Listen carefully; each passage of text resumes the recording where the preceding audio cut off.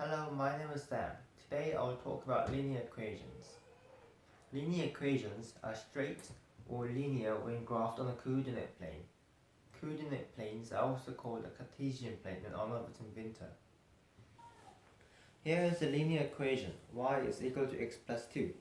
Let's graph the linear equation on a coordinate plane. There are a few methods to do this. I will show one of them.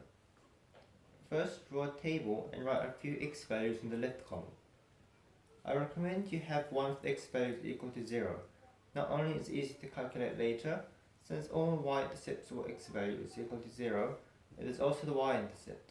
The y-intercept is where the graph passes or touches the y-axis. Now we have to find the y values for the x values. To find the y values, substitute one of the x values with x in the equation and solve for y. Let's substitute -1 for x.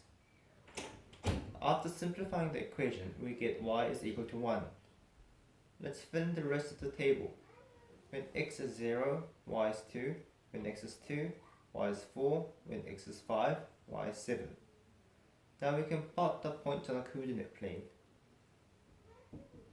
Draw a line across all 4 points, and now we're done. The equation I have been using was the slope-intercept form. The rate the graph rises or falls is called the slope of the equation. To find the slope, pick any 2 points on the line.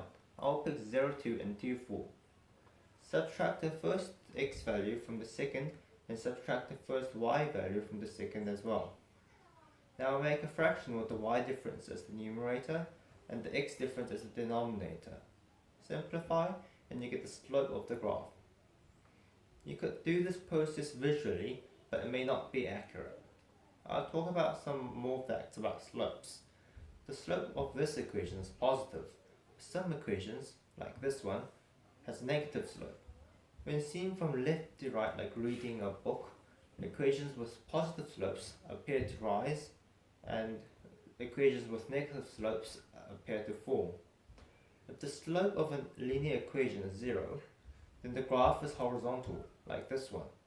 If the slope is undefined, which means the denominator is equal to 0, then the graph is vertical. The further the value of the slope is from 0, the steeper it gets, and as the value gets closer to 0, it becomes flatter. If the slopes of 2 equations are equal, the lines are either equal or are parallel to each other. If the slopes are negative reciprocals of each other, then the lines are perpendicular to each other. Linear equations can be written in many forms. The standard form of a linear equation is ax plus by plus c is equal to c, where a and b are not both equal to 0. Slope-intercept forms have the form y is equal to mx plus b, where m is the slope and b is the y-intercept. Point slope forms have the form y minus y1 is equal to m times x minus x1, where m is the slope and x1 is the point on the line. When trying to find the equation of the line passing through 2 points or 1 point in a certain slope, the point slope form can be used. When making a table or drawing a graph, point intercept forms are easier to use. I'll show an example using a point slope form. I want to build a seesaw with a maximum slope of 1/3 when resting. The pivot point is located on the point 0, 3 on the coordinate plane. If 2 tires need to be placed on each end of the seesaw, where should the tires be placed? Let's solve this problem using the point slope formula. We know the slope 1/3 and a point, which is 0, 3. Substitute the numbers and we get y minus 3 is equal to 1/3 of x minus 0. We know the tire will be placed on the ground, so we know y is 0. So simplifying, it becomes -3 is equal to 1/3 of x. Simplifying further, x is equal to -9. Let's graph the situation. So the left tire will be placed at -9, 0.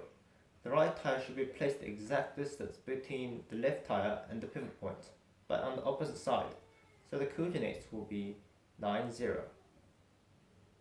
Thank you for watching this video. Make sure you look out for more math videos.